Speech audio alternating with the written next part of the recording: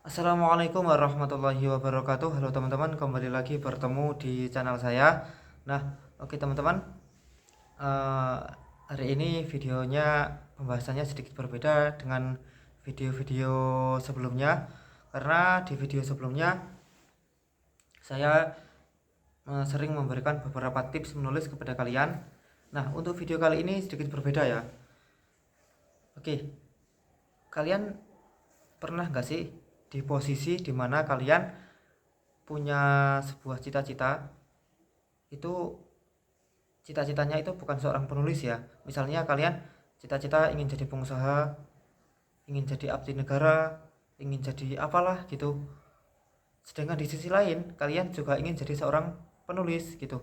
Kalian eh, pengen punya satu pekerjaan di mana pekerjaannya itu pekerjaan atau cita-cita itu eh, menjadi suatu prioritas, ya kan? Kalian cita-cita ingin jadi pengusaha yang sukses misalnya, karena apa ya, hasilnya, cuannya, uangnya menggiurkan misalnya, penghasilannya bisa jutaan atau bahkan puluhan juta, kan ya lumayan misalnya kan. Kalian ingin menjadi pedagang yang sukses misalnya, atau kalian ingin jadi seorang guru, ingin menjadi seorang abdi negara misalnya. Tapi di sisi lain kalian juga ingin menjadi seorang penulis gitu. Kalian ingin sungguh-sungguh menulis, tapi di sisi lain waktu kalian nanti agak terkuras di pekerjaan kalian, jualan misalnya, jadi abdi negara misalnya. Atau mungkin kalian di posisi kalian pengen jadi seorang penulis tapi orang tua atau keluarga hmm, apa ya, kayak kurang kurang setuju lah, gak usah jadi penulis karena royaltinya dari hasil penjualan buku hanya sekian persen misalnya, ya kan. Terus mending jadi abdi negara aja, atau kamu ngelamar di perusahaan A, perusahaan B, perusahaan C, di sana gajinya besar gitu, ya kan.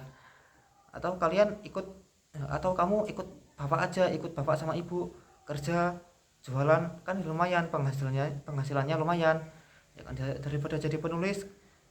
Pernah di posisi seperti itu, jadi kayak pengen jadi penulis tapi terhalang oleh pekerjaan yang lain atau cita-cita, ya kan.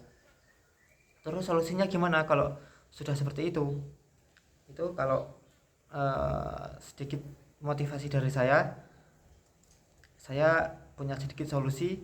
Kalau saya ya ambil pekerjaan yang sudah ada di depan mata. Misal, aku ingin jadi pembisnis, pengen jualan. Nah ternyata ketika sudah jualan bener-bener laku jualannya gitu, jualannya bener-bener laris gitu.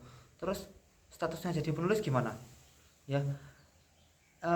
Kalau statusnya jadi penulis ya tetap aja nulis gitu. Maksudnya gini, kalian tetap jualan, kalian tetap jadi abdi negara misalnya, tetap jadi guru misalnya, ya kalian nulisnya tetap aja lanjut ya.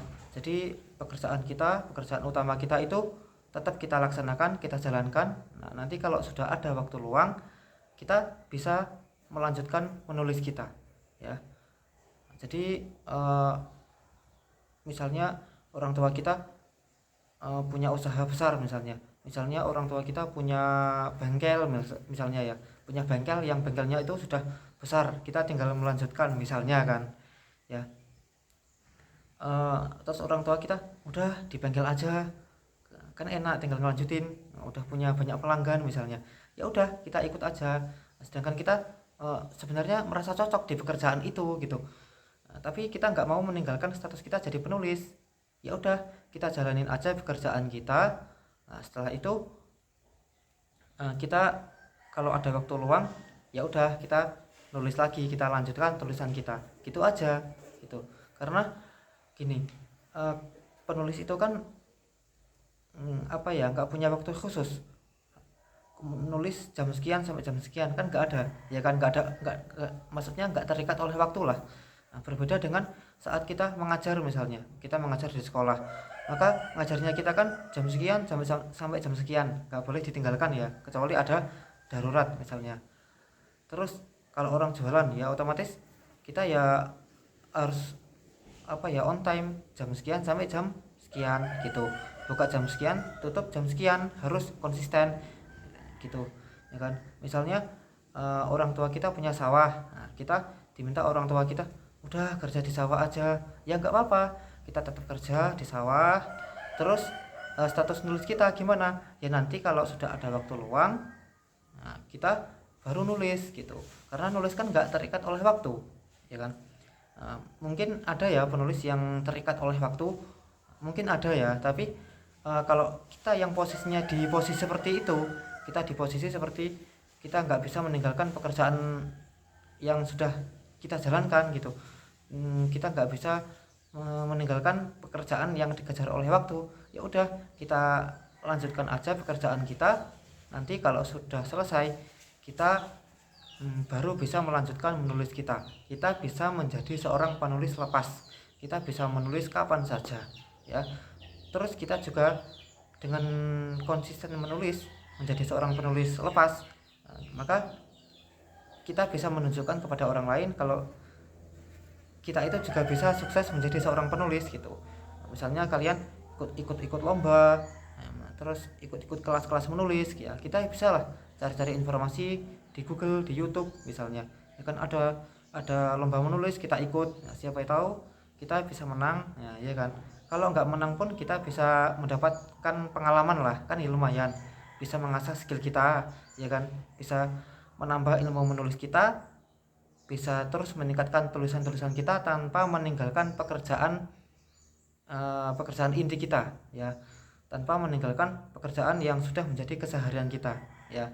Oke teman-teman, itu tadi sedikit tips dari saya, semoga bermanfaat, kurang lebihnya saya mohon maaf. Assalamualaikum warahmatullahi wabarakatuh.